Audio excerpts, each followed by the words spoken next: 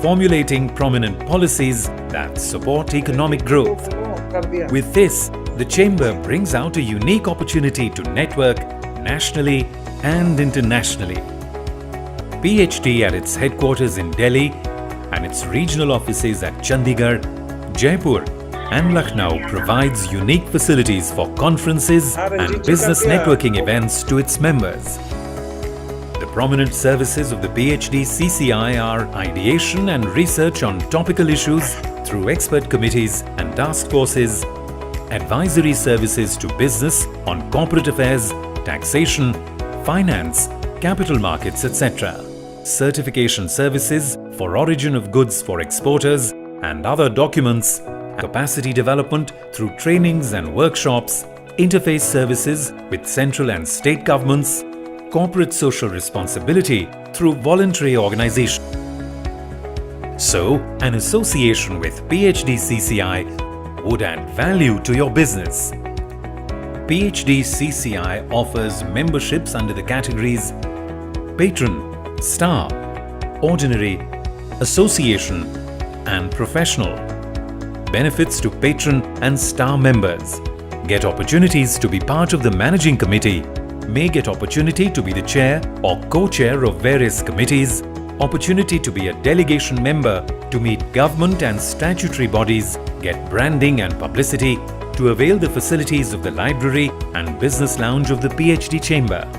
The patron members and star members will have their logos displayed on the PHD website and PHD Bulletin. Additionally, special discounts to members availing PHD CCI's infrastructure facilities. For more details, please visit our website www.phdcci.in. We welcome you to join PHD CCI, be a part of the golden story of more than a century, and be a part of the nation's growth.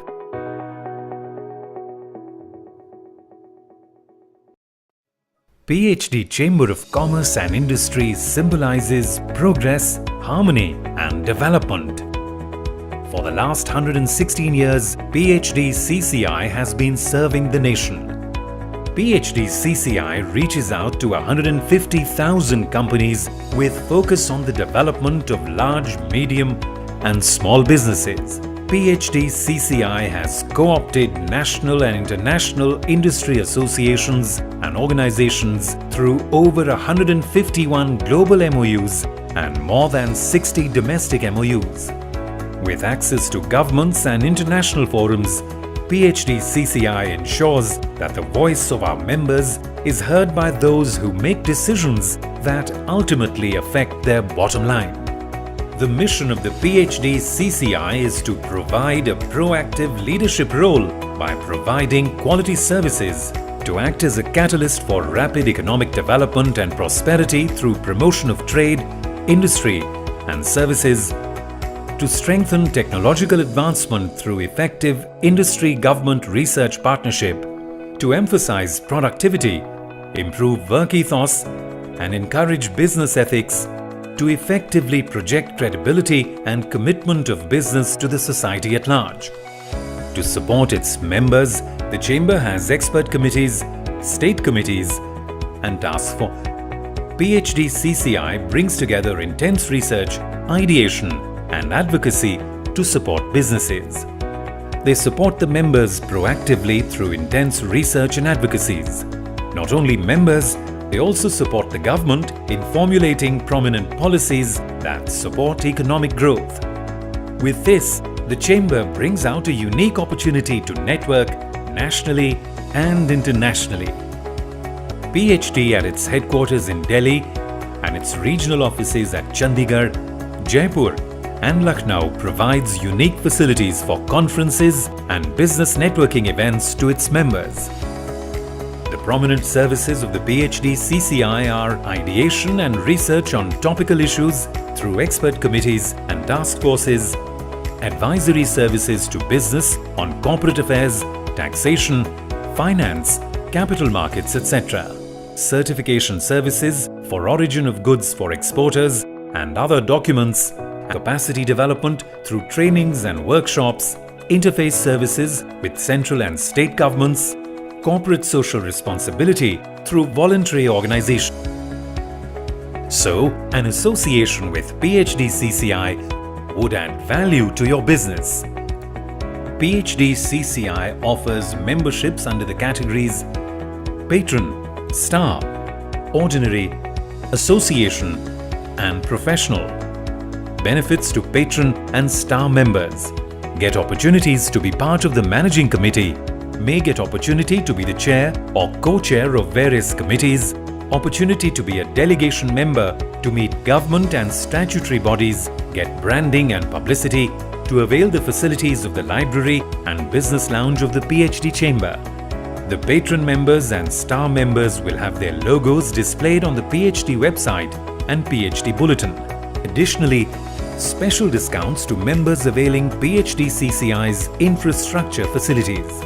For more details, please visit our website www.phdcci.in. We welcome you to join PHDCCI, be a part of the golden story of more than a century, and be a part of the nation's growth.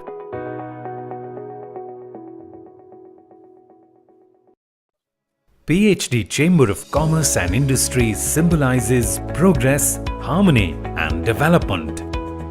For the last 116 years, PhD Cci has been serving the nation. PhD Cci reaches out to 150,000 companies with focus on the development of large, medium and small businesses. PhD Cci has co-opted national and international industry associations and organizations through over 151 global MOUs and more than 60 domestic MOUs. With access to governments and international forums, PhD Cci ensures that the voice of our members is heard by those who make decisions that ultimately affect their bottom line. The mission of the PhD Cci is to provide a proactive leadership role by providing quality services, to act as a catalyst for rapid economic development and prosperity through promotion of trade, industry and services, to strengthen technological advancement through effective industry-government research partnership, to emphasize productivity, improve work ethos, and encourage business ethics, to effectively project credibility and commitment of business to the society at large. To support its members, the Chamber has expert committees, state committees, and task force. PhD Cci brings together intense research, ideation, and advocacy to support businesses. They support the members proactively through intense research and advocacies. Not only members, they also support the government in formulating prominent policies that support economic growth. With this, the Chamber brings out a unique opportunity to network nationally and internationally. PhD at its headquarters in Delhi and its regional offices at Chandigarh, Jaipur, and Lucknow provides unique facilities for conferences and business networking events to its members. The prominent services of the PhD Cci are ideation and research on topical issues through expert committees and task forces, advisory services to business on corporate affairs, taxation, finance, capital markets, etc. Certification services for origin of goods for exporters and other documents, capacity development through trainings and workshops, interface services with central and state governments, corporate social responsibility through voluntary organization. So, an association with PhD Cci would add value to your business. PhD Cci offers memberships under the categories Patron, Star, Ordinary, Association and Professional. Benefits to patron and star members: get opportunities to be part of the managing committee, may get opportunity to be the chair or co-chair of various committees, opportunity to be a delegation member to meet. Very good afternoon, ladies and gentlemen, and a very warm welcome to each one of you. Those, my friends, those who are sitting at the back. Aparajita, if you can kindly come in the front, please. Please join us, sir. We are just going to start. There are empty chairs here. ensure that everybody, those who are standing outside, so our chief guest, Philip Campose, he's already here.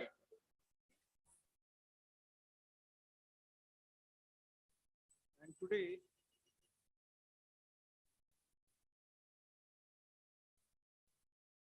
can we start, sir? Today we are going to talk, have the idea of Lieutenant General Philip Campose, Russia-Ukraine conflict and its implications on India. We are very happy. Our former president, Mr. Anil Khaitan Sahab, sir, you are here. I'm very happy to see you, sir, today in a physical format. And our own colleagues, members, those who are here. And this is basically a membership interface. Let me just share it with you, the program of today. Our Secretary General Colonel Saurabh Sanyal, retired.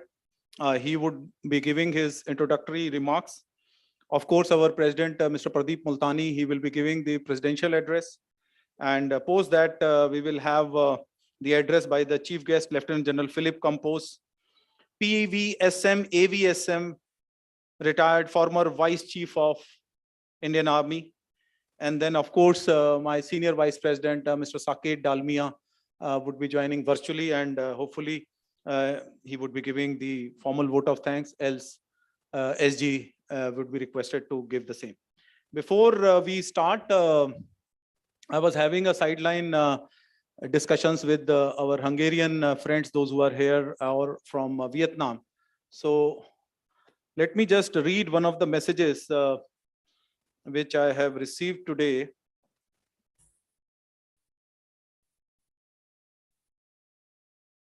trying to put the context, sir, in the right perspective. Major General Rajiv sent, and most of you must have received this message.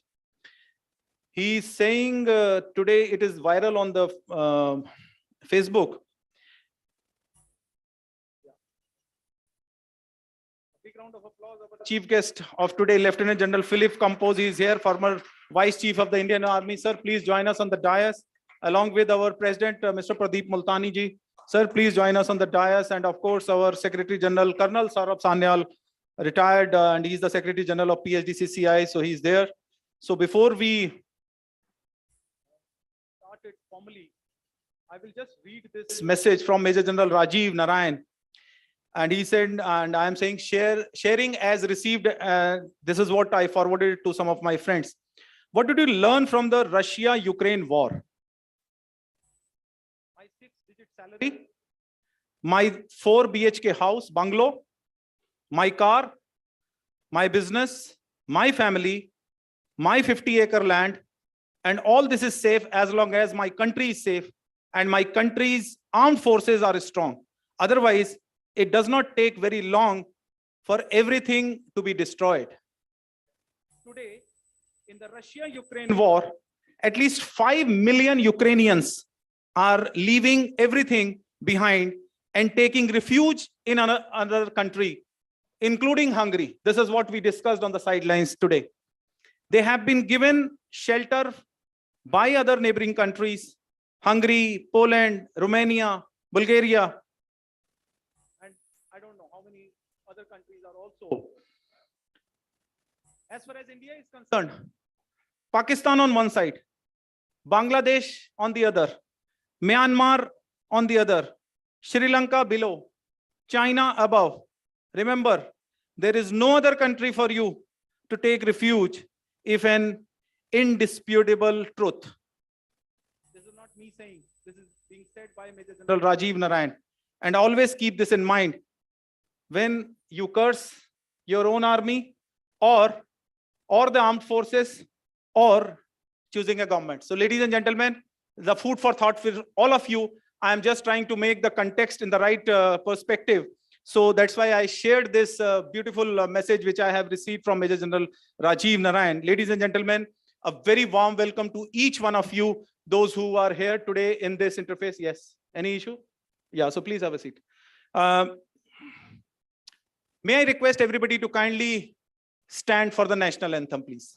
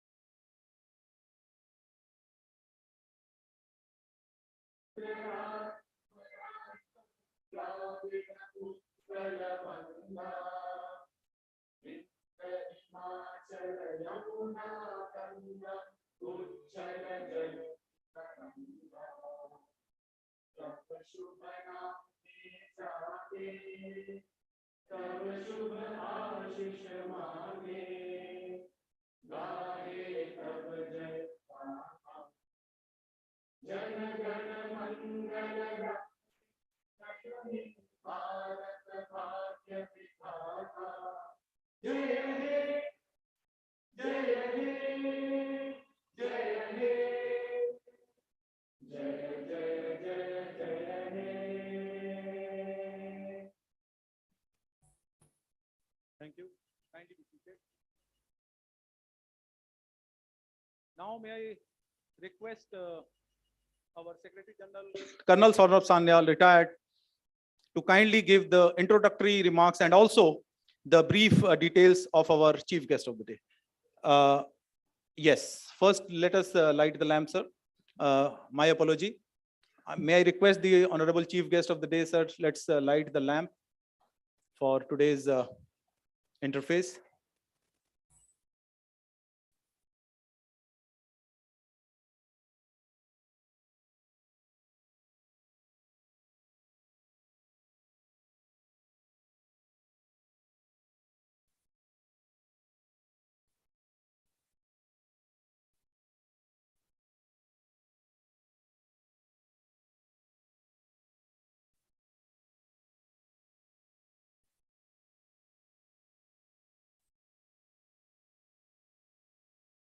Thank you, SG, for reminding me for this height of man. May I also request first our President, Mr. Pradeep Multani, to kindly welcome the honorable chief guest with the prosperity plant.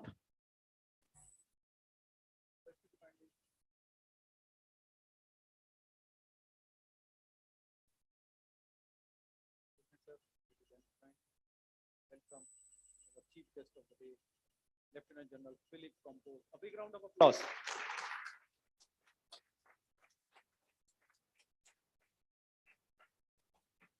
Thank you, President, sir. Now I would request Colonel Saurabh Sanyal, sir, to please give the introductory remarks and also the details of our chief guest of the day. Dr. Yogesh. Good evening, ladies and gentlemen. Distinguished chief guest of the day, Lieutenant General Philip Campose, PVSM, AVSM and Bar, VSM, retired, former Vice Chief of the Army Staff. Our President, Shri Pradeep Multani ji, our Senior Vice President, Saket Dalmia ji, unfortunately could not join today because of some urgent meetings. Distinguished former presidents, Shri Anil Khaitan ji, who's present with us physically, and all those former presidents who have joined us virtually, managing committee members who are physically present and also who have joined virtually, ladies and gentlemen, my colleagues from the chamber, friends from the media. It's a proud privilege today to welcome Lieutenant General Philip Campose, PVSM, AVSM and Bar VSM for the distinguished talk on Russia-Ukraine conflict and its implications in the world and in particular in India.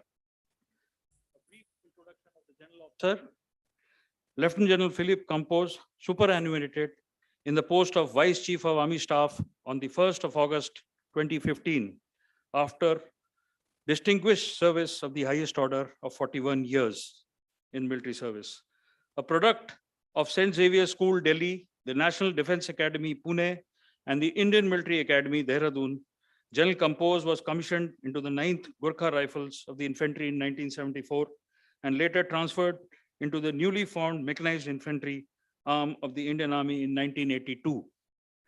He attended important courses at the Military Staff College, the Army War College, and the National Defense College in India, as well as the Vistral Academy in Moscow region, Russia, military institutions of higher learning, where he was trained in tactics, strategy, and higher defense management.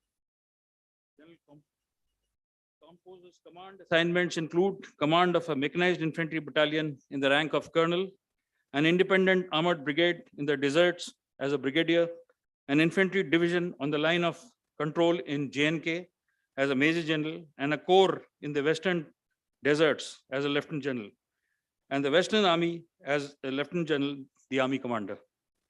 General Campose did a tenure in United Nations peacekeeping operations in the former Yugoslavia as a staff officer and was stationed at Belgrade, Sarajevo, and Zagreb. He also commanded a UN security force in northern Iraq, where he was responsible for security of the UN operations in the 3 Kurdish provinces of Iraq, bordering Turkey, Syria, and Iran. As a senior officer, he has represented the Indian Army in official visits in various capacities to the United States of America, Sweden, Australia, United Kingdom, Belgium, Greece, Thailand, Singapore, Brazil, Italy, and the Maldives. His staff appointments include tenures as the Chief Staff Officer, Land Vector at the Strategic Forces Command in the rank of Major General, and Director General Prospective Planning, Indian Army in the rank of Lieutenant General, where he was responsible for future planning of strategy, structures, and modernization of the Army for a 15-year perspective. He superannuated after a tenure as Vice Chief of the Indian Army, during which he provided impetus to the modernization plans of the Indian Army. Post-retirement, General Campose was appointed as the head of 3 important inter-services committees by the Ministry of Defense, including the committee which was tasked to investigate the New Year 2016 terror strike on Pathankot Air Base and to recommend measures for security of India's defense establishments and installations, and member Armed Forces Tribunal. In 2017, he authored a book titled A National Security Strategy for India, The Way Forward, in which he set out a vision for India to attain holistic security as well as status as a regional and global power. Since last year, he is appointed as the Distinguished Fellow at the Center for Land Warfare Studies, New Delhi, the think tank of the Indian Army. Ladies and gentlemen, General Philip Campose.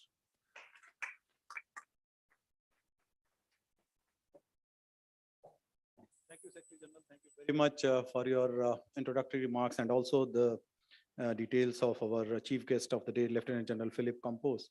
And before I request him to give address, I was requesting all my friends, those who are from the embassies and high commissions, those who are here, number of questions they were having.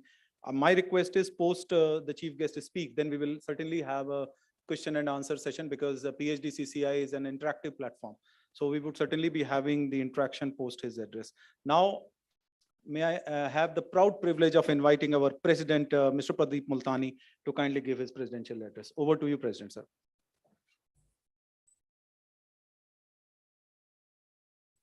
Thank you, Dr. Yogesh. Good afternoon to Lieutenant General Philip Campose, DVSM, AVSM, and BAR, BSM retired, former Vice Chief of Indian Army, defense officers from various SCDF, Colonel Saurabh Sanyal, Secretary General PHDCCI, Dr. Yogesh Srivastava, Assistant Secretary General, our former presidents, friends from the media, and dear delegates. At the outset, I would like to compliment our Honorable Prime Minister, Shri Narendra Modi ji, for his leadership, foresight, and resolve in bringing more than 22,500 Indians, mostly students, struck in Ukraine safely back to the motherland in spite of unprecedented challenges through Operation Ganga. I would also like to express a gratitude to Indian diplomats and pilots of Indian Air Force and Air India who worked day and night to make this operation a grand success. We are indeed seeing the rise of a new India, which has created a special place in the world. In order to better understand the Russia-Ukraine conflict and its impact on India on various fronts, we are privileged to have an eminent expert with us, Lieutenant General Philip Campose, who will enlighten us about the conflict. Before we request him to speak, it's mandatory on my part to speak a bit about the PhD chambers also. PhD Chamber of Commerce and Industry has been working as a catalyst for the promotion of Indian industry, trade, and entrepreneurship for the past 116 years. The Chamber has a large membership base of around 150,000 direct and indirect members consisting of large, medium, and small industries, and is forging ahead by leveraging its legacy with the industry knowledge across multiple sectors to take the Indian economy to the next level. We at PHDCCI are focused on increasing our membership manifold, while simultaneously aiming to provide the best facilities to our members. The basic mission of the Chamber is to meet the common demands and needs of its members, to facilitate their professional activities, to ensure the development of the profession in accordance with the general interests, and to ensure representation of the issues to the government, while also providing a network for new markets. Simultaneously, the Chamber also organizing interesting interactions with renowned public figures and government officials for its members, non-members, potential members, and special guests from Rotary and donors of its CSR arms. Programs such as these result in facilitating interaction amongst the members, current and potential, among themselves. We are delighted to share some of our initiatives in this regard for the benefit of our existing and potential members. Today, we have the talk by Lieutenant General Philip Campose, an interactive session with Shri Shiv Kheraji, renowned motivational speaker, was organized on 16th March 2022. We are having the screening of the movie Kashmir Files on Thursday, 24th March 2022 at Inox Cinemas, Nehru Place in the evening. We shall be having an interaction with their excellencies, ambassadors from Hungary, Poland, Romania, Bulgaria, and Moldova. This is proposed for 6th of April 2022. Thus, to avail the benefits of becoming a valued member of PHDCCI, may we request you to kindly drop your visiting cards and fill out a membership interest form so that our membership team can connect with you and share the detached benefits of becoming a member of PHDCCI. We have the greatest respect for the Indian Army, and I may mention that in my own family, I'm blessed to have many senior Army officers. To name just a few, Lieutenant General M.L. Tuli, former Vice Chief of the Indian Army, Major General Nirmal Khanna, veteran, Brigadier Vinod Khanna, veteran. Brigadier Vinod Khanna ji is here today, we welcome him. I may mention that Lieutenant General Philip Campose is a student of St. Xavier School, Delhi, and a batchmate of my elder brother, Dr. Pramod Multani. I too am a Xaverian, and I'm very proud to have a senior in Lieutenant General Philip Campose, who is a role model for all of us Indians and an expert on the topic of security and defense. Now, without much ado, let's sit back and listen to the talk by Lieutenant General Philip Campose. I welcome you all to this important lecture and hope we get a clear picture of the Ukraine conflict and how India is going to be impacted by it from our eminent guest today. May I also request everyone to either switch off your mobiles or put them on silent mode. Friends, let's welcome our eminent speaker with a round of big applause.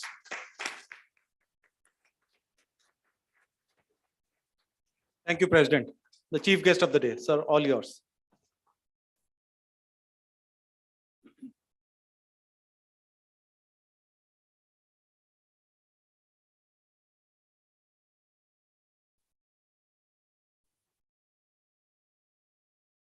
Dr.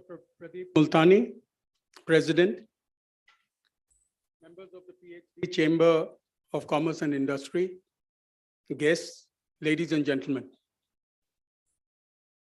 I consider it an honor and privilege to be invited by your esteemed organization to share my views on the topic of the day, the Russia-Ukraine war and its implications on India. With my background of about 41 years in the Army and having worked with think tanks thereafter, I do consider myself as having some knowledge of strategic and security issues. On the other hand, I must admit that I do not have more than a superficial knowledge of matters of commerce and industry. Hopefully, by the end of today, I would have learned something from the audience by way of the questions during the question period thereafter. Nonetheless, considering that wars have a profound effect on the day-to-day affairs of nations, including those far away from the scene of battle, I think it would be important for a body like yours to understand what is going on in Europe at the moment, as also relatedly, its effects on the world and India. Clearly, the Russian attack on Ukraine, which started on the 24th of last month, February 2022, is going to have far-reaching implications, not only for the countries involved directly in the fighting, or those who have to play host to the displaced millions, but also to the economic situation and the balance of economic and military power in Europe, Asia, and the wider world. Undoubtedly, President Putin's attack on Ukraine is wrong for many reasons, especially the avoidable destruction and the deaths it is causing among innocent civilians, as also among military personnel on both sides.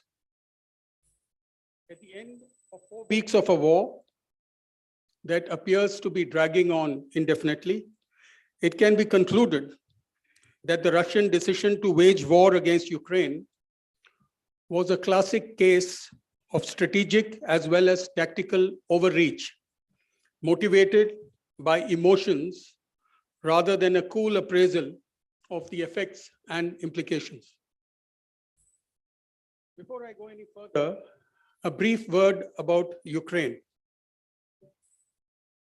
Ukraine was one of the erstwhile republics of the Soviet Union, and like the other republics, it split from Russia in 1991 and became an independent country. You can see Ukraine over there on the west of Russia and on the east of the rest of Europe.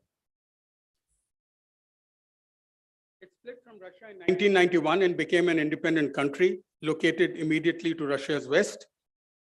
Territory-wise, it is the second largest country in Europe after Russia. It is rich in mineral resources, especially uranium, titanium, coal, and gas. It has vast agricultural resources, and thus is an important source of food and food products for Europe and the world. It is highly industrialized and has immense manufacturing resources, including for defense equipment and armament.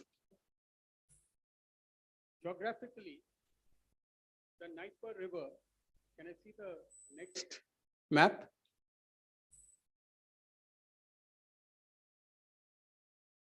Yeah. You can see the Niger River, which bifurcates the country north to south. The eastern region perceived generally as being more Russian-speaking or pro-Russian, and Western Ukraine being seen as pro-West. This is a generalization among much of the media. After independence, Ukraine continued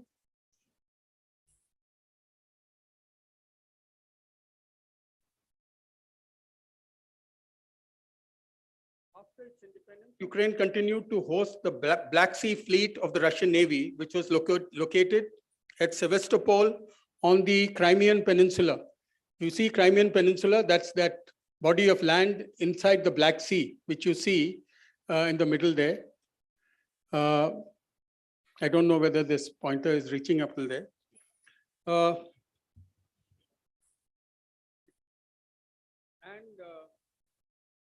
As you know, Crimea was annexed in 2014.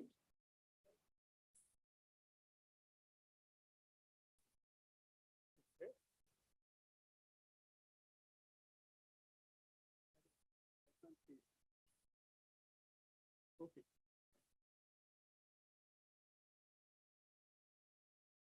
Yeah. I'm just saying that, you know, this light, the pointer is, somehow it's not reaching the light. Okay. What's also significant is that after its independence, in the period between 1996 and 2001, Ukraine gave up the nuclear weapons on its territory that it had inherited from the Soviet Union. Nuclear energy from 4 nuclear power plants supply 20% of Ukraine's electricity needs. Ukraine's population is either Ukrainian language speaking or Russian language speaking, the latter being considered generally as pro-Russia in their political leanings. Russian is the most common first language in the eastern Ukraine's Donbas region and in southern Crimea region. It is also the predominant language in the other cities in eastern and southern Ukraine. This is a very major implication on what happens in Ukraine and what has been happening for the past many years. The Orange Revolution of 2004-2005, epitomized by civil disturbances and street protests, resulted in a re-vote being ordered in the country's presidential elections and Viktor Yushchenko being elected president.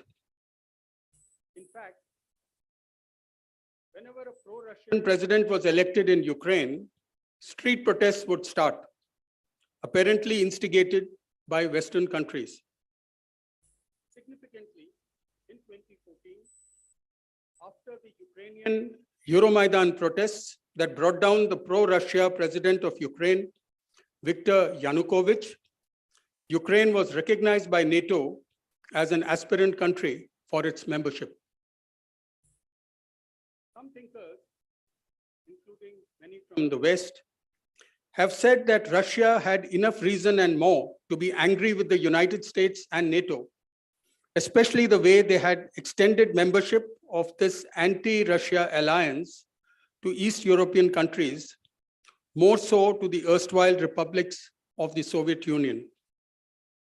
They opine that clearly the decision by NATO in 2008 to offer membership to Ukraine and Georgia can be perceived to be in violation of the related assurances given in the past to the Russian leadership and the security red lines pronounced repeatedly by Russia in recent years. They may be correct, at least partially, in this premise. But then, Russia, when it attacked, would also have been aware that based on lessons of 20th century wars should no longer be the preferred option for conflict resolution between sovereign states, as learned from the catastrophic experiences of the United States from its war in Iraq in the first decade of this century. The United States experience had shown that even for victors in such wars, not only do large-scale wars turn out to be political and economic disasters, but they can even lead to legal complications and accusations of gross violations of human rights. Clearly, in the Iraq war, the United States lost more than it gained, though the war killed many more Iraqis than Americans. To that extent, had Russia continued on its path of coercive diplomacy that it had undertaken against Ukraine since last July, it would have continued to be seen as the victim of a Western conspiracy, and it would have continued to enjoy the fruits of its economic resurgence based on the European dependence on its energy, mineral, and food exports, as well as its sales of defense equipment globally. Instead of launching the war, Russia appears to have pushed itself into a corner. Instead, by launching the war, Russia appears to have pushed itself into a corner, and the reputation of the formidable military appears as a huge question mark. The Russian military is no longer being perceived as a lean and mean war-fighting machine, but as the remnant of a Soviet past, manned primarily by conscripts and guided by outdated attrition-based doctrines and tactics. The fact that the Russian leadership had to take recourse to nuclear brinkmanship on the fourth day of the war was a signal that things were not going according to plan. And now, 4 weeks into the war, Russia finds itself facing the prospects of being stuck in a political, military, and economic quagmire from which it may find it very difficult to extricate itself for a long time to come, if at all. What are the causes of this conflict? What made Russia take this do-or-die approach, which was fraught with so many serious risks? I can think of 6 reasons for the Russian decision to go to war and the less than satisfactory outcome of the operation so far. Firstly, Russians had always seen the retention of NATO after 1991 and the eastward expansion thereafter to Eastern Europe, especially the 2008 offer of NATO membership to Georgia and Ukraine, as a conspiracy by Anglo-American and European hardliners to undermine Russia's sovereign interests. To that extent, they consider the 2014 political protests in Ukraine as having been engineered by the European Union and the NATO.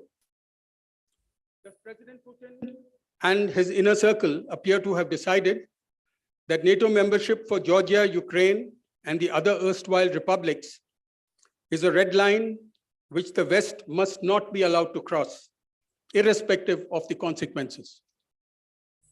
Secondly, Russia at this point of time considered itself powerful both economically due to the energy and weapon sales and militarily because of development of modern weapon systems and its predominant advantage in military power in comparison to Ukraine. In recent years, Russia has developed some very powerful precision-guided missiles, PGMs as we know them, including Iskander land-based cruise missiles, Caliber sea-launched cruise missiles, the KH-50 and the KH-101 air-launched missiles, as well as hypersonic missiles like the Zircon and Kinzhal, both of which travel at more than 10 times the speed of sound and cannot be intercepted. Thirdly, it appears the Russians were emboldened by the assurance of support received from China, especially after the summit meeting between Presidents Putin and Xi at Beijing just last month on February 4th, 2022.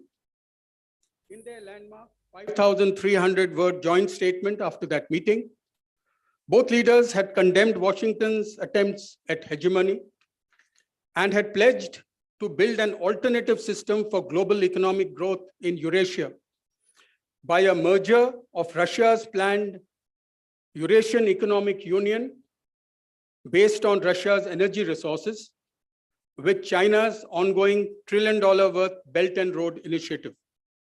Significantly, it was mentioned that the Entente had no limits and no forbidden areas of cooperation. Fourthly, Russia presumed that President Biden was weak and the United States military did not have an appetite for a fight due to its adverse experiences of Iraq, as evident from its hasty withdrawal from Afghanistan last August. Further, that militaries of NATO countries were weak and would avoid direct confrontation with Russia, as evident from the way they had meekly accepted Russian occupation of Crimea in March 2014. Russia appears to have been generally right in their contention. Fifthly, it appears Russia overestimated the strategic, operational, and tactical skills of its army to be able to swiftly gain victory and bring operations to a close. The army appears to be bogged down, with very few Ukrainian cities having capitulated. This has also to be seen in the context that there appears to be an effort among the Russian leadership to avoid civilian casualties among the Ukrainian population, many of whom are pro-Russian in their orientation. Clearly, avoiding the use of overwhelming firepower in terms of avoiding use of heavy artillery barrages and devastating airstrikes against population centers has slowed down the pace of Russia's military operations.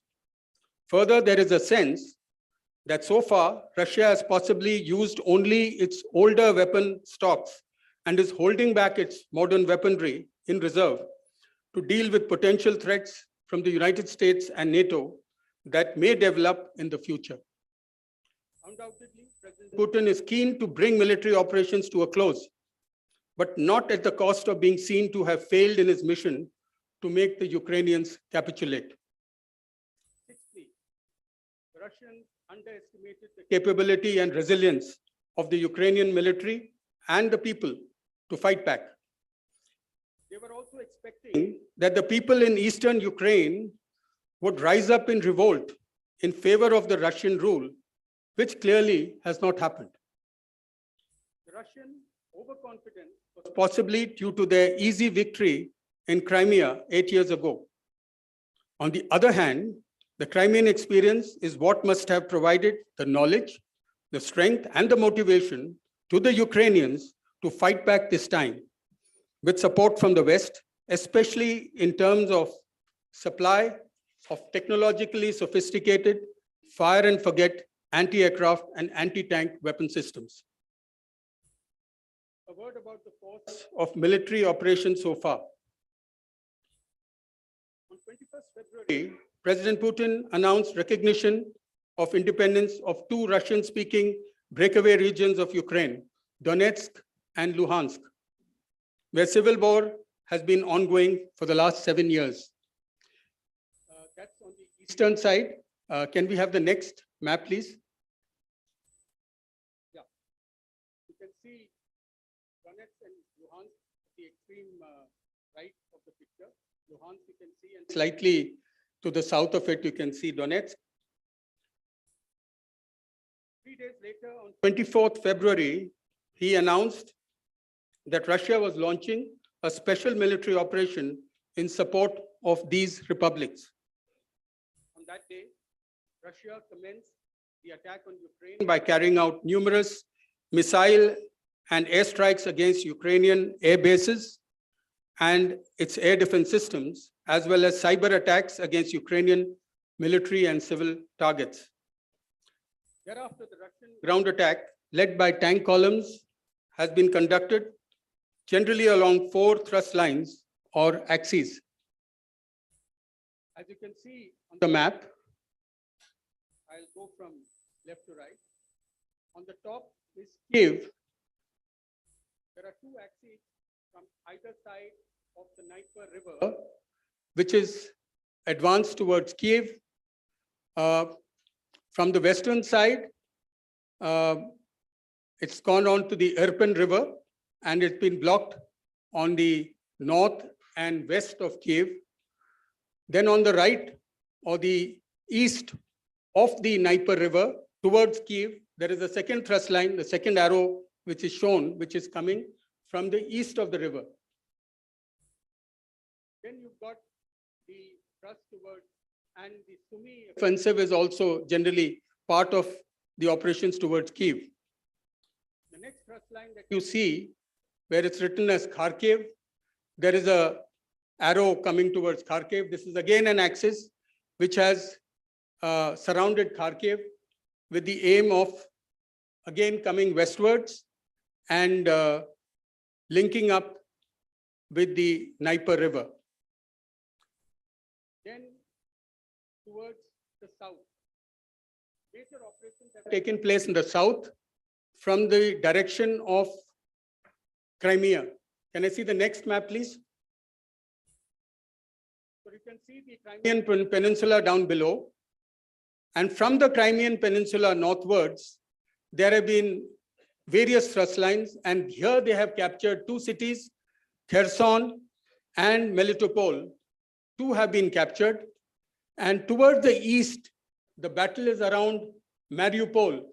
You would have heard Mariupol, because Mariupol becomes very important, because by capture of Mariupol, it links with the Donetsk region in the east. And that is where the battle has been going, and Mariupol continues, its status continues to change almost by the day. Similarly, from the Crimean Peninsula and the Perekop Isthmus westwards, there has been a thrust towards Mykolaiv. And from Mykolaiv, there has also been attacks on Odessa. This is, if you see the Black Sea, and from Crimea, if you see towards the west, that portion of the Black Sea, the aim apparently appears to be to cut off Black Sea and the Sea of Azov, which is on the east, from the south of Ukraine, and cut it off from the Ukrainian forces.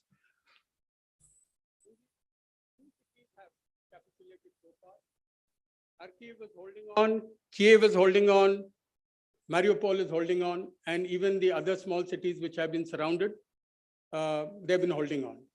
Possibly because the Russians are also not using overwhelming force to sort of smash these cities down and then capture it. So it is some sort of wait and watch game going on every day. These encircling forces keep moving.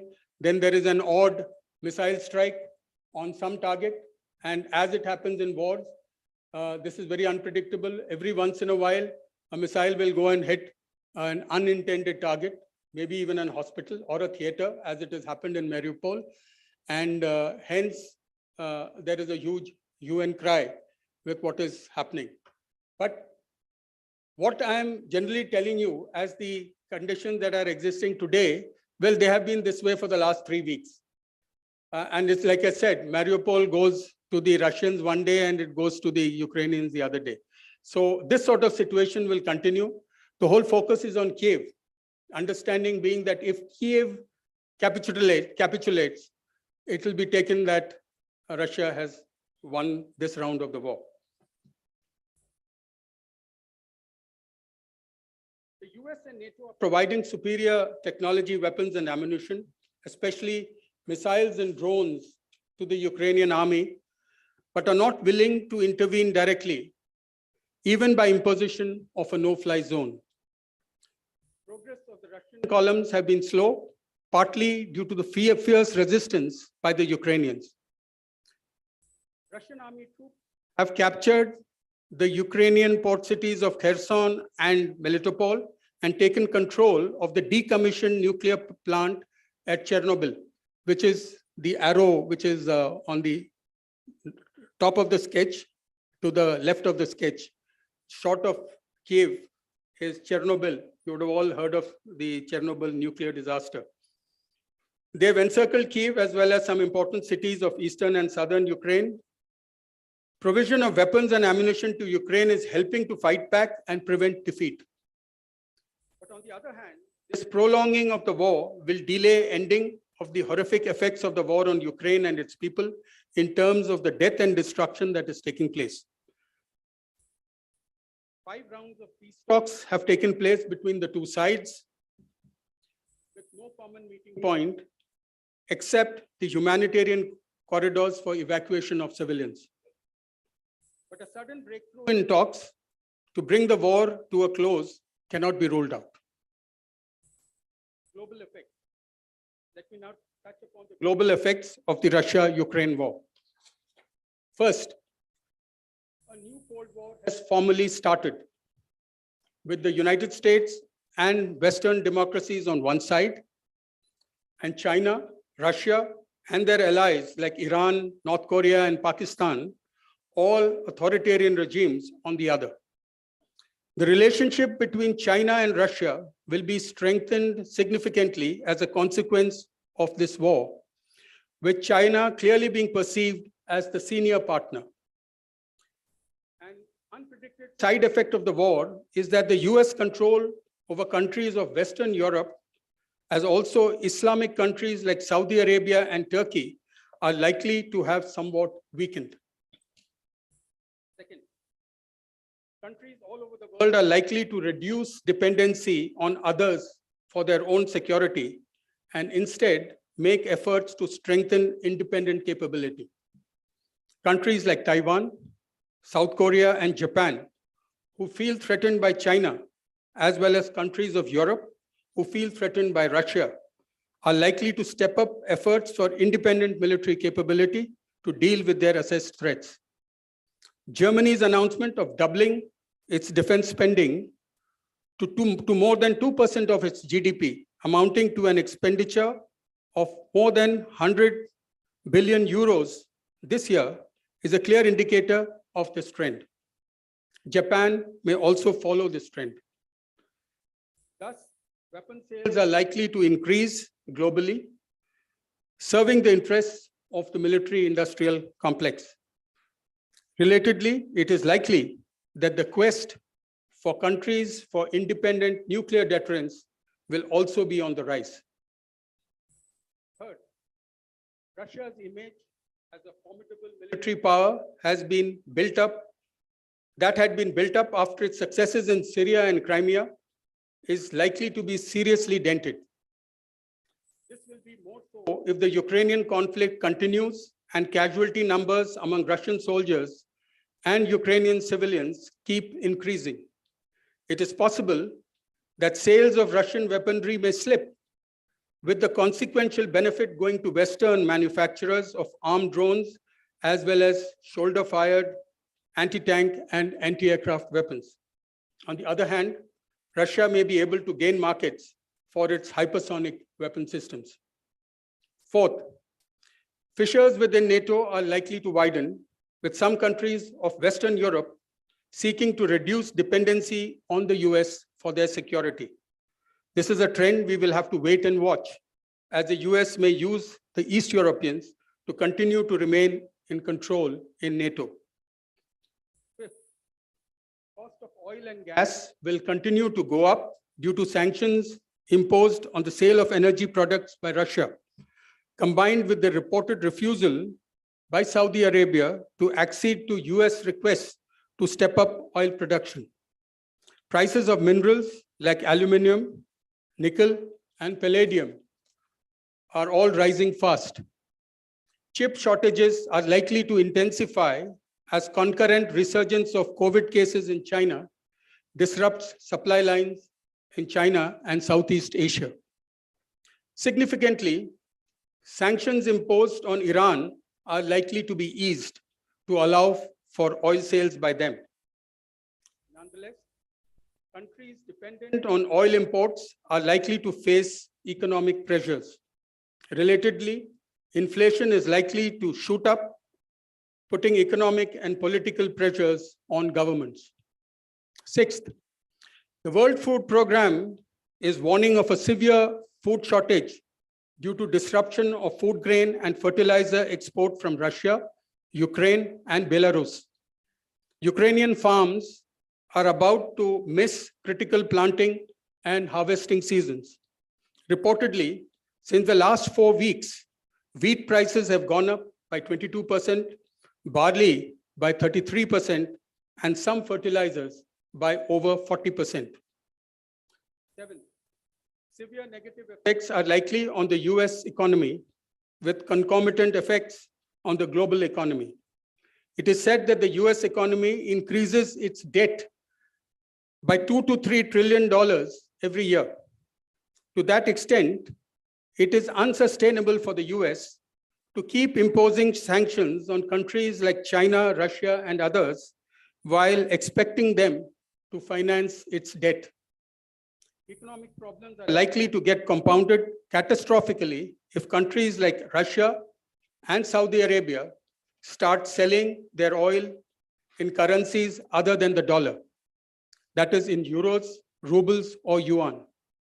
Overall, it is assessed that inflation in the US is likely to increase drastically. Eight, European economies are also likely to feel the pinch as the Ukrainian refugee problem will continue, and they will also have to contribute materially for Ukraine's defense, as also for its economic rebuilding. Many European countries will have to increase their defense spending dramatically.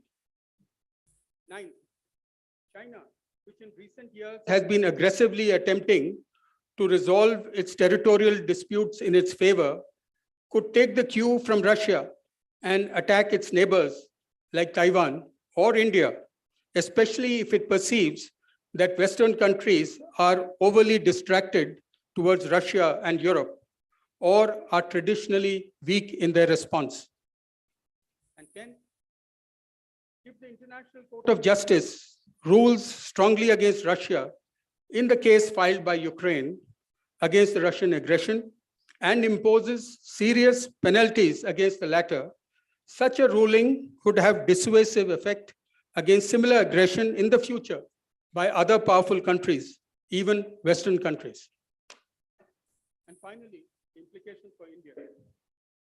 I can think of 5 important implications. Firstly,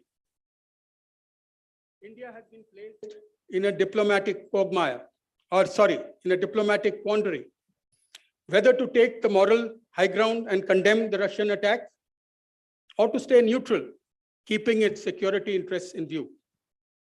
Predictably, keeping its interests in view, it chose the latter option.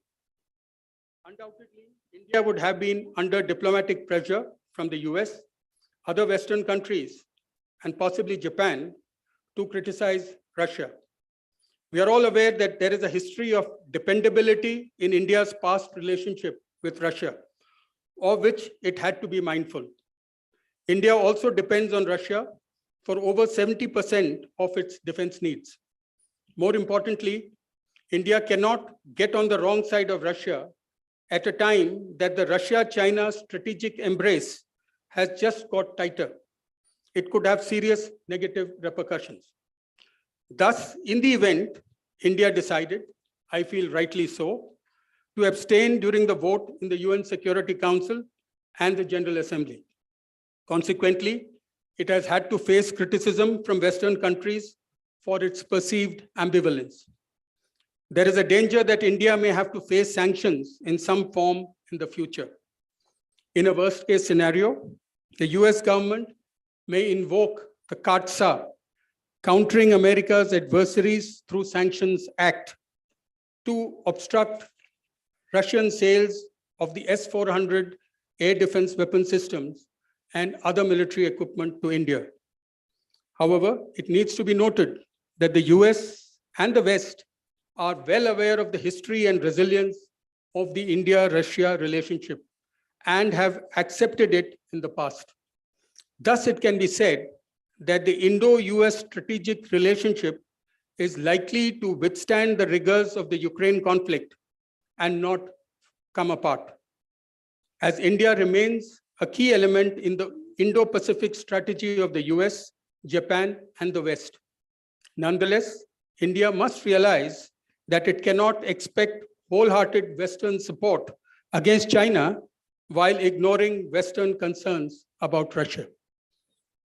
Secondly, Ukraine's vulnerability against a militarily stronger neighbor has demonstrated once again that India cannot depend on other countries, even the United States and Russia, to intervene effectively on our behalf in case of a confrontation with our traditional adversaries, China and Pakistan. This was already evident from the fact that no country raised the matter appropriately when China intruded at multiple points across the LAC 2 years ago. Clearly, India has to be capable of defending its own territory and interests independently.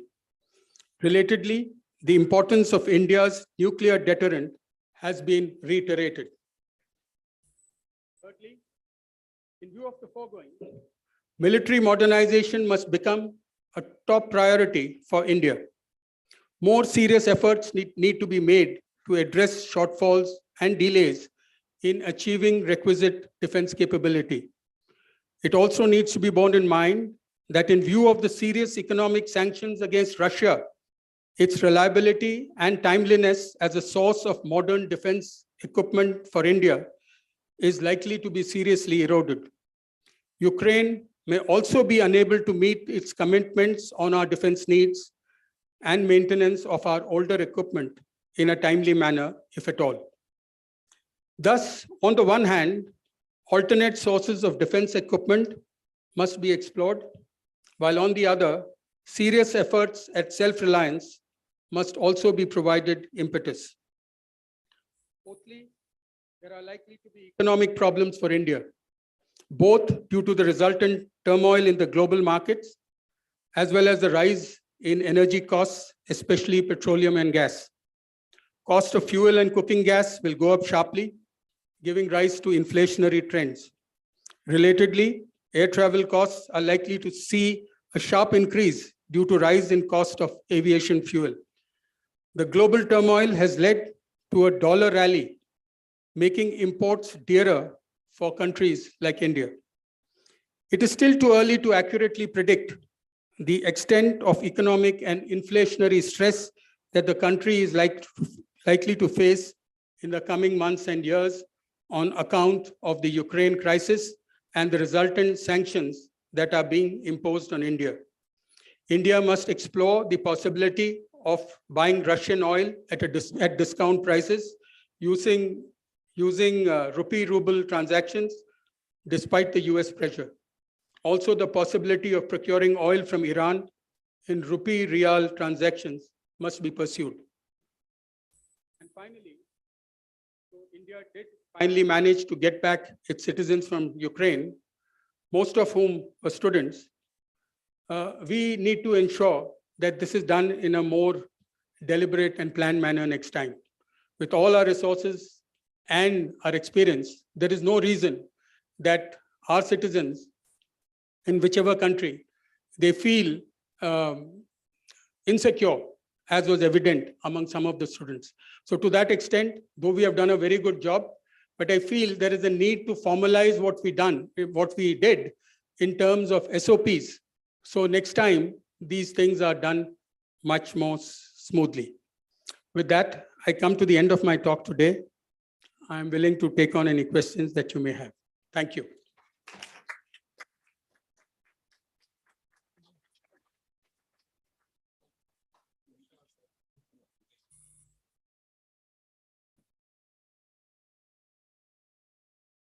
Thank you, sir. Thank you very much for your wonderful observation. A big round of applause for our chief guest of the day.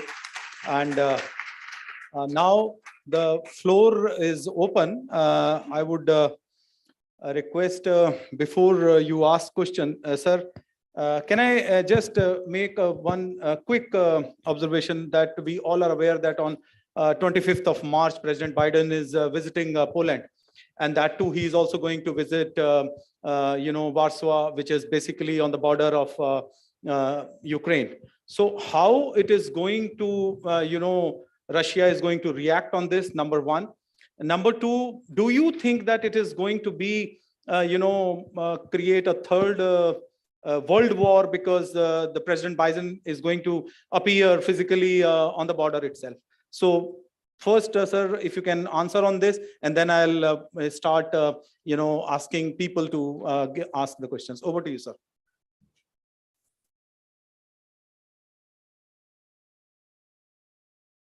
President Biden's visit is in keeping with whatever the approach of the United States and the Western countries right from the start of this crisis.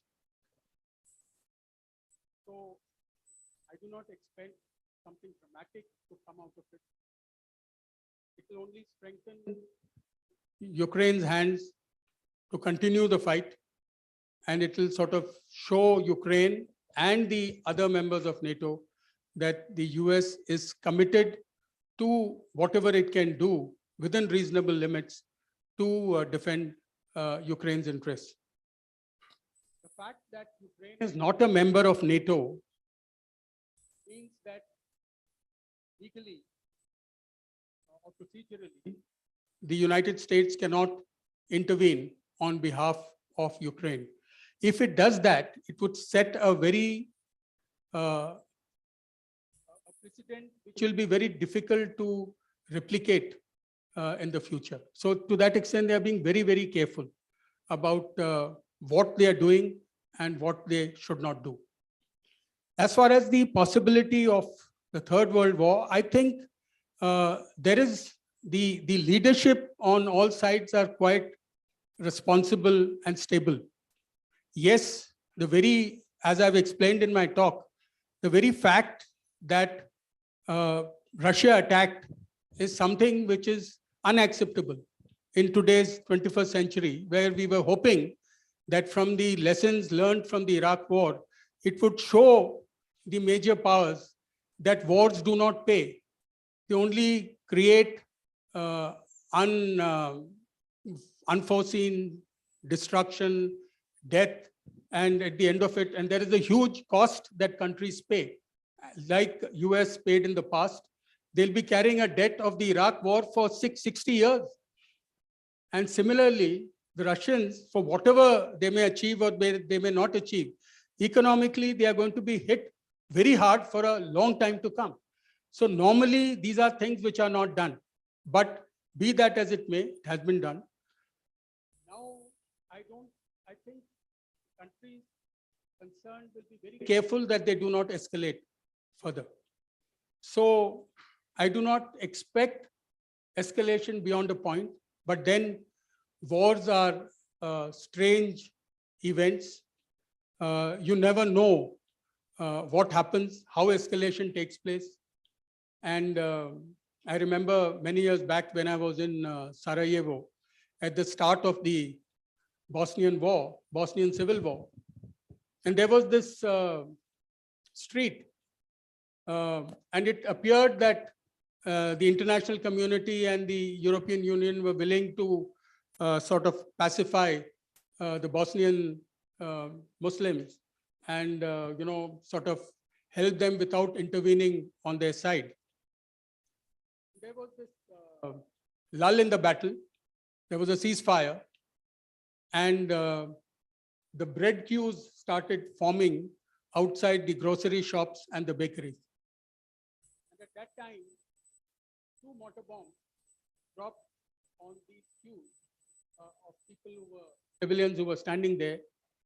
And there were a whole lot of deaths, and the cameras were there to pick up the blood and gore of that event. And at that time, the United Nations Security Council was debating in New York, and all this was played directly on the cameras, played this, and the decision totally changed. And thereafter, it was a very violent reaction that came from the United Nations and from the major powers. Of course, there was an aside that many felt that the entire incident was orchestrated, engineered, because the cameramen were ready before the mortar bombs landed. But the fact is that how escalation, once you start war, you cannot control everything that happens. Things can escalate in strange sort of ways. So though I can say that all things considered, I feel that things will remain in the manner that you have seen until some form of resolution happens. But then war is war, escalation can take place, and you never know which way things can go. Thank you, sir. The gentleman at the front, our managing committee member, can you give the mic over there? So if you can kindly introduce yourself and then ask the question. Thank you, General. My name is Dhanendra Kumar. I also happen to be former secretary in the Government of India of Defense Production. What you said, first of all, let me compliment you most heartily. It was a very structured analysis of the geopolitical situation at the moment and the difficult options which are before India and also before the world. My question to you basically are in 2 parts. First of all, what do you think could be done by India? You mentioned it already in your analysis. We have to make ourselves strong militarily and also in a number of other spheres, technologically, and also in terms of food production. In terms of weaponry and in terms of making our defenses stronger, what do you think the role could be played by the private sector?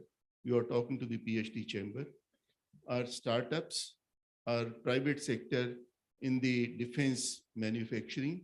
I remember when I was there, Secretary Defense Production in 2005, we did try at that time to involve defense, the private sector in a big way.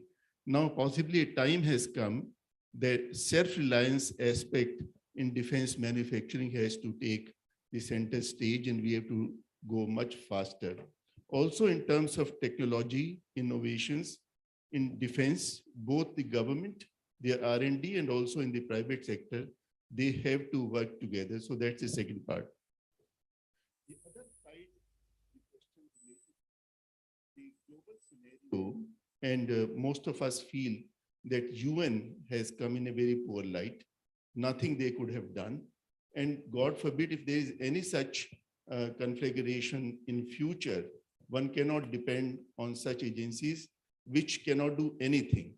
So a time has come when every country has, as you very rightly said, has to bank upon itself to defend its territory. And therefore, in the global scenario, should there be any talks or any reconsideration of the role of bodies like UNO as to what their role should be and what the architectural changes should be done there? Thank you. Very large canvas that you've asked me to address. My first question, answer to your first question about what India needs to do to prepare for the future. I've written a book on this in 2017. It's called A National Security Strategy for India, The Way Forward, in which I had tried to lay down a national aim and a strategy for India to achieve it in the next 30 to 50 years. And if I were to sum up everything that I've written there in one line, it is that if India needs to look after its security interests, become a regional power, become a global power of the future, there is only one way: grow economically. Just like the Chinese did. Deng Xiaoping's 24-character strategy for 20 years and more, it just grew economically. Never heard anything out of the Chinese. They were signing agreements by the dozens for peace and tranquility and confidence building and what have you. The Chinese. They just grew economically. And once they grew economically, then they decided to pursue their other interests. India needs to do that.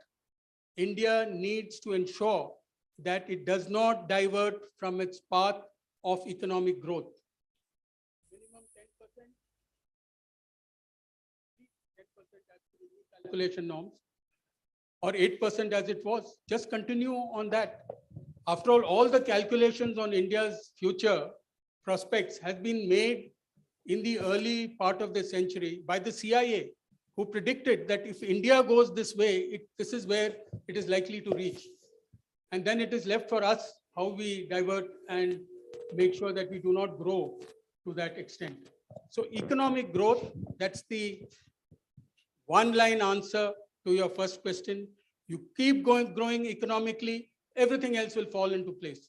You will have modern army, you will have security system, you will have everything that you need. So that's my answer to your first question. On your second question about the role of private sector in defense production, I feel that is where our weakness lies. We do not have the private sector getting involved seriously in defense production.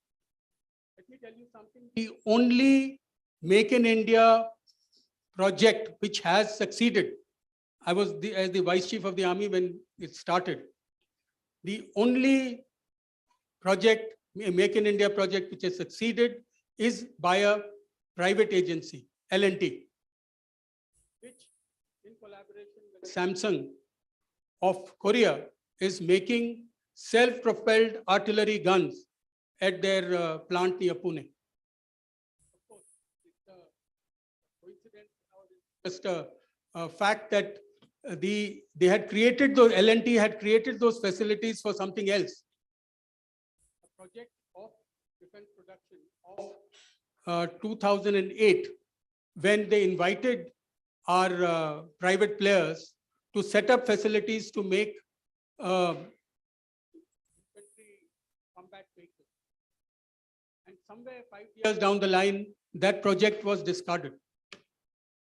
But when Make in India project started, L&T, who was one of the three who had created facilities for an armored vehicle, could get in the lead and offer to the government of India that they could be to collaborate with the foreign players to make this. But that's the only place. We've got a weapon system which is rolling out on schedule, and it has reached a point now that we are saying that why not manufacture many more. So the fact is, the only thing that will work are private players, initially in collaboration with foreign players, like it was initially envisaged in the Make in India project. There is no way we can expect our defense PSUs and all to come up with the quality standards that are required in modern day defense systems. That has to be clearly understood. And the third thing about the United Nations, I agree with you that it's been a very dismal picture. India itself was very keen on the United Nations, right up till 2007. And why I say 2007? Because at that time, there was a blue ribbon panel which was tasked by the United Nations to come up for a future structure, a new organization. Because as we all know, the current UN came out of the Second World War. And everything there reflects the reality at the end of the Second World War. The victors of the Second World War became the 5 permanent members. And the whole idea of this reformation process, which was assigned to this blue ribbon panel, of which India had one representative, General Satish Nambiar. The whole aim was to make sure that you come up with a new system, a new organization, and all the recommendations that were made by this panel, they were discarded one by one by the same 5 permanent members who did not want to give up the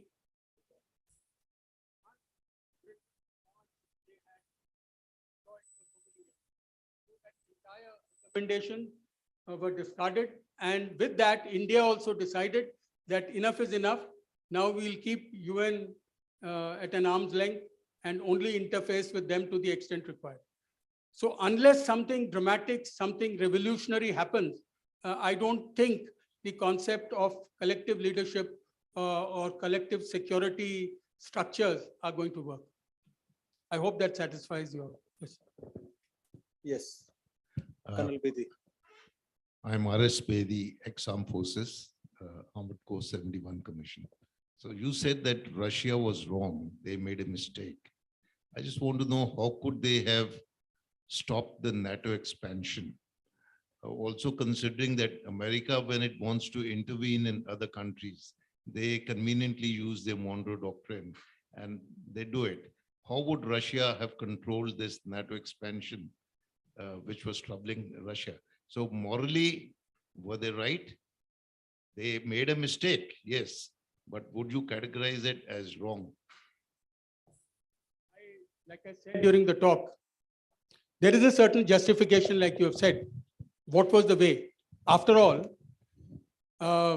they went into Crimea in 2014 in very similar circumstances. After 2014, when President Yanukovych was removed, within a month, they went and took over Crimea. And it was generally accepted. Okay, though it was seen as something which was wrong, but then the way it was done, there were no casualties, and people felt that, okay, there was a justification, he has done it, there are no casualties, so people were willing to look aside. Similarly, now 7 years later, the problem started last year when the United States and the NATO recognized the aspirations of the Ukrainians. And that started last July. These deployments by the Russian army toward the east of Ukraine and the north of Ukraine started last July. And from July onwards, this has been ongoing. And it's only more recently, but the numbers increased and there was a intelligence from the United States that war was possible. I agree with you that it appears that they had no choice. But my sense is that war is something which is meant to be avoided. Because once war starts and people start dying, and the casualty figures, of course, sometimes they're very exaggerated, so nobody is sure as to how many people have actually died or are wounded or are displaced. Displaced we know because they cross the border and there is some count, and today the figure of 5 million was mentioned. But the deaths nobody knows. And how that impacts on future events and escalation in the future. Because remember, Russia is a very, very strong nuclear power. And that possibly gave it the confidence to do what it has done. But on the other hand, escalation is always possible. And to that extent, whichever way, I feel responsible leadership in the 21st century means avoiding war, avoiding deaths, casualties, and you come back into the cycle. I thought just about a month back, I had spoken in an international seminar, and I had predicted that it's possible that major powers would have seen what happens with death and destruction throughout the 20th century. And then in the start of the 21st century with what happened in Iraq. And maybe lessons have been learned and people will avoid this sort of wars in the future. But obviously I was wrong because I didn't cater for the Russian action that has started. So you have a point, but I still believe that conflict resolution must be done without resorting to death and disruption. Yes, sir. Vishwanath, sir. Please give a mic over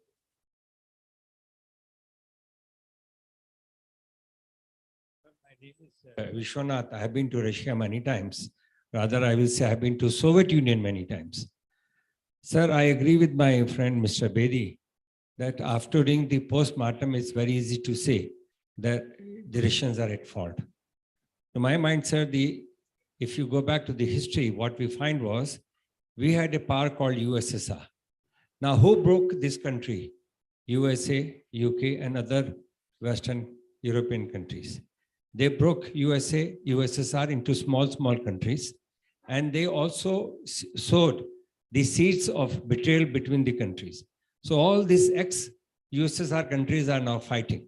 So to my mind, sir, the biggest culprit is these countries, the Western countries, who had broken the Soviet Union, and Mr. Putin is trying his best to control one or two more countries, which he thinks strategically it is very important for the survival of USSR. Second, sir, Mr. Putin, to my mind, tried his best to do some diplomatic concessions or diplomatic solutions. When he failed, he didn't have any other options except going for a war. And as you rightly said, sir, whenever there is a war, there will be death, there will be destruction, there will be sorrow, and reconstruction will be extremely difficult. So that's my view, sir. Please comment. Thank you. See, I agree with your sentiments. On the other hand, there is a larger question to be seen. Why is it that countries of East Europe prefer to go westwards than to Russia? It's easy to say that this is my arc of influence and they should stay within this arc of influence and they should not come out of it. But on the other hand, if I had a choice, if a country has a choice, why does it go westwards rather than eastwards? The simple answer is you look yourself. I was in Russia training during the days of the Soviet Union. I was there for a long time. And I've been and stayed in the United States and different countries over a period of time. When I stayed in Russia or in the Soviet Union in those days, I always felt there was somebody watching me. In my room, if I was sitting with my friends, if I had to say something, I first would look up or sideways and then, tell the guy, you come outside and we'll talk. Okay. Whereas I felt no such inhibitions when I went to a Western country. So the point I'm making is, given a choice, would a country like to go sense of values, or would you like to go under authoritarian regimes where for some reason or the other, you know how Putin has dealt with those dissidents who broke off and went to other countries, how they were killed with polonium and what have you. So if a country has a choice, Russia has to see why are people wanting to go the other way. So rather than use military force to catch them and bring them, I think it would be a more sensible thing to promote a way of life which makes those countries want to, on their own, come towards you. And that's the sort of larger picture that I would like to talk about, rather than get into this, because, you can apply all sorts of logic and have all sorts of sort of justification for what is happening. Yes. Our former president, Mr. Anil Khaitan. Please give the mic there. Sir, do you see India playing a role, a major role, in sort of resolving this conflict? I'll be very frank. At this point, I would say no. And I'm being frank. I mean, I can stand here and, tell you a lot of things, that we are a very powerful nation, strong nation, etc. But I feel India lacks the heft today to have its voice heard internationally. To have its voice heard internationally, first, India must be an economic power. You have that model, you have that aim and ambition, objectives in front of you, which was there. If you see the 2003 CIA paper, in which the Americans predicted that this is a country which is going to rise, which is going to grow economically, it's going to be a power, a regional power by 2030, global power by 2050, based on economic calculations. The value system was a given. Economically, this is where India could go. That is the path. If you keep at it, you will have the heft. Everything else will fall in place. You will have the political heft, you will have the diplomatic, the military, everything will happen. At this point, India is, my sense, I'm a military man, but the sense I get is India is economically weak, because for the last few years, we have been going through these downturns. The graphs are all downwards. Every time the graph starts moving upwards, then there is a COVID, then it goes down again. And now there is a Ukraine-Russia crisis. So we are hoping that it doesn't go down further, but somehow, stays where it is and then starts climbing up again. So India should have had, it's a natural sort of thing that should happen in the world, that India, a country like India, should have the heft to make a difference, to be a voice in sort of influencing things happening in the world. But let me point out, there are 3 countries who have taken the initiative and tried at the top level to sort of engineer some sort of talks and bring about peace. India is nowhere in the picture. South Africa, Israel, Turkey, all 3 countries have, in their own way, their presidents have moved, they've gone and met here. India is not in the picture.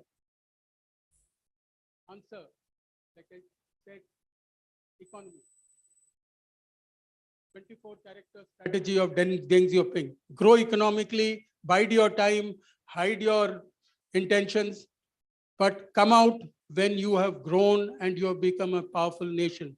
India has the resources, it has the potential. What it needs is better direction. Our President, Mr. Multani. my question is, we have seen that China has supported Russia in every way possible.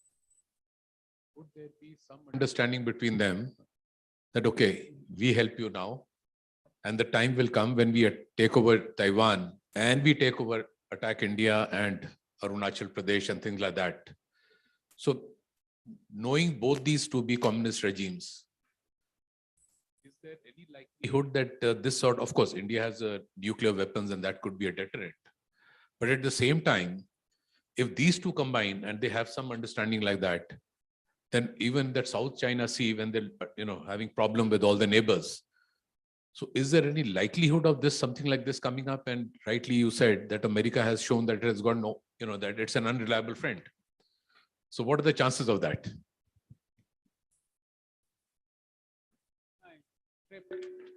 To pick up the exact words from that China-Russia agreement, it was mentioned that this relationship now had no limits and no forbidden areas of cooperation. Directly from the 5,300 word joint document which was issued after the summit level meeting on the 4th of February between the presidents of China and Russia. This does not mean that either country will forget its own interests when dealing with issues that come up in the future. Of course, if it is something which Russia has no interest in, it'll support China all the way. But if it is an issue like India, if you expect that Russia would sort of go against India, I don't think that will happen. Especially because being mindful of such possibilities, India has done what it had to in a very considered manner during in the way they have themselves voted in the Security Council and the General Assembly.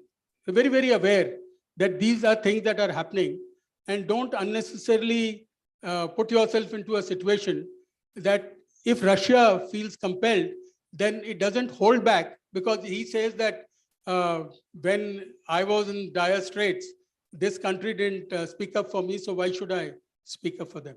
So we've done our bit, and I think our relationship with Russia is time-tested.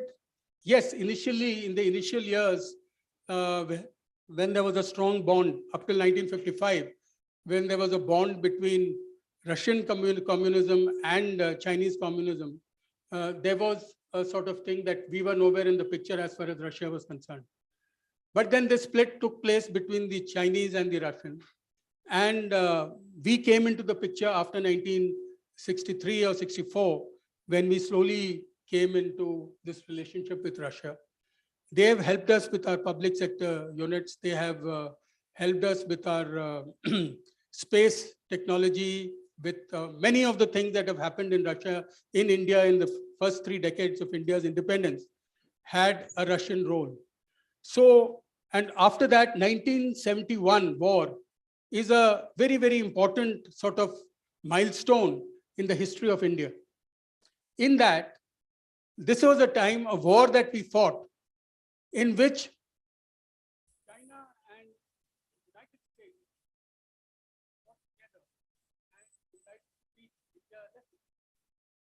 To go through all the papers that have been declassified, the Americans requested China to intervene against India in East Pakistan, which is now Bangladesh, because the Americans didn't want to intervene immediately themselves, and they requested the Chinese. And that is why our Prime Minister that time went in for an agreement with the Russians to make sure that, firstly, the weather, that we would go in for the war only after the winter set in, and secondly, the Chinese would not be able to intervene.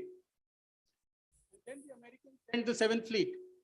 When they found that East Pakistan is falling, the Americans sent the 7th Fleet to sort of scare India into not doing what it was doing in Bangladesh. This is a part of history which the Americans would like to forget.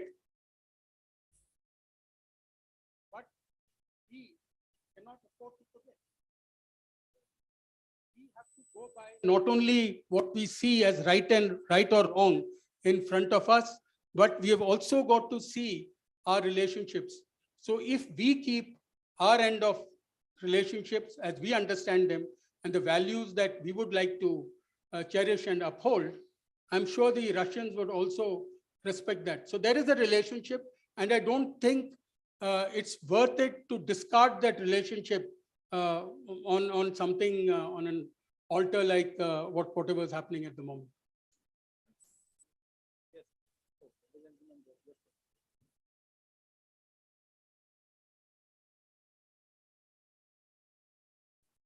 Hello, I'm Devinder Singh. I am inventor. I visited Expo 85 World Exhibition. I met all the countries, European bloc countries.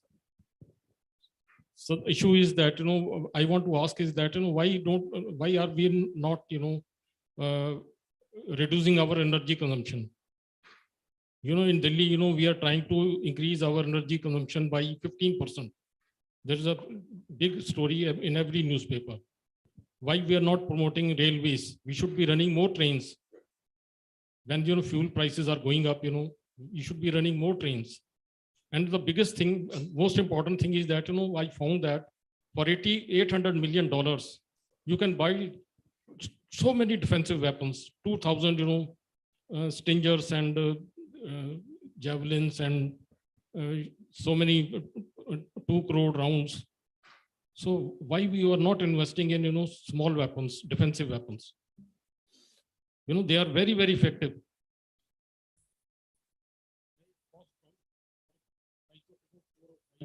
5,000 crores. You can be having so many weapons. They are very, very lethal, very, very effective. Okay. Okay. Thank you. So this is your observation. Okay, sir, before we wrap up, my final question to you, sir, because since about this Russia-Ukraine war, I'm getting a picture on a regular basis since my brother-in-law was trapped and now he's in Poland. And most of the people, those who are fighting war along with the Ukrainian army, is basically the Ukrainian students and male children, those who are above 18.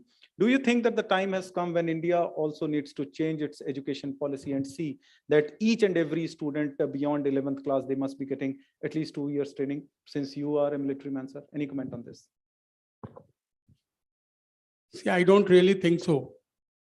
We are a democratic country, and I think to militarize our population, not really required. I think if you have proper education in schools, value-based education in schools, and we've got a large enough army, we've got organizations like the NCC and things like that.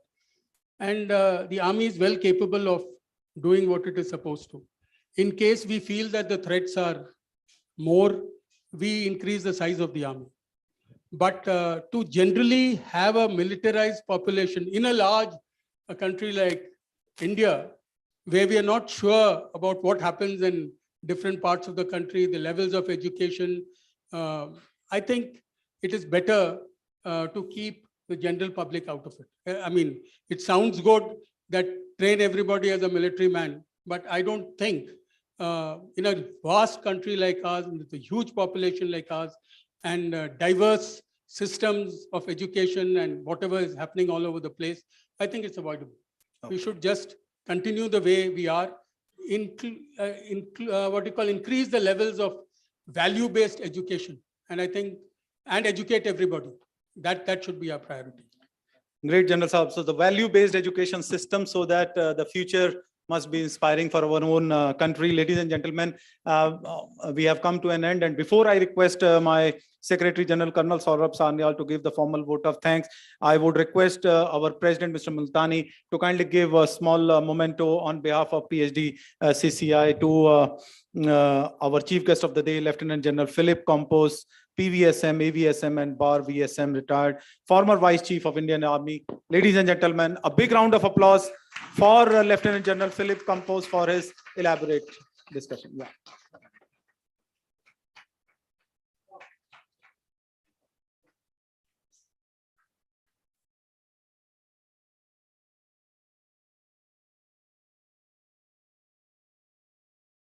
Thank you, sir. Now I would request Colonel Saurabh Sanyal, our Secretary General of PhD CCI, to give the formal vote of thanks. Ladies and gentlemen, and post that we will all assemble outside for the high tea. Over to you, sir. Thank you, Dr. Yogesh. Distinguished Chief Guest, Lieutenant General Philip Campose, PVSM, AVSM and Bar, VSM retired, former Vice Chief of the Indian Army. Shri Pradeep Multani, our President, PhD CCI. Our colleagues, managing committee members, former presidents, friends from the media, and delegates from the industry. On behalf of the leadership of the PhD chamber and on behalf of the managing committee and on my own, we profusely thank Lieutenant General Philip Campose for having spared his valuable time and delivered a very, very important and a very, very deep and thought-provoking talk on the current conflict which is in front of all of us.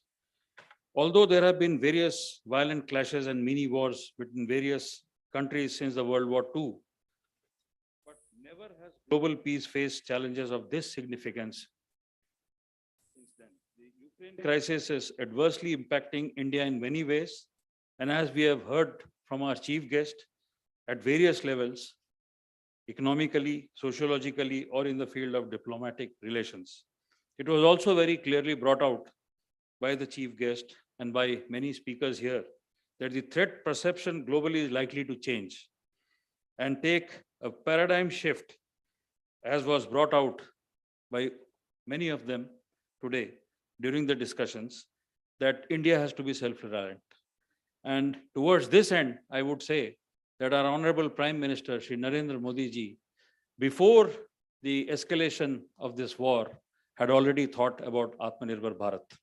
So it was his vision and mission for a greater India to become economically vibrant. And towards this end, there are a large number of initiatives which have been taken. And I'm sure the industry is going to tremendously benefit out of it, barring the minor pain points which are coming up, which are operationally there on the ground and which will take some time to get eradicated. On behalf of the PhD CCI, I would like to profusely thank Lieutenant General Philip Campose, PVSM, AVSM and Bar, VSM retired, former Vice Chief of the Indian Army, from the bottom of our heart for sparing the time to be with us and enlightening us about the fast-changing and complex Russia-Ukraine conflict and its implications on India. Sir, you have indeed given us a holistic view of the conflict and how India's interest will be impacted in short term and medium and long terms.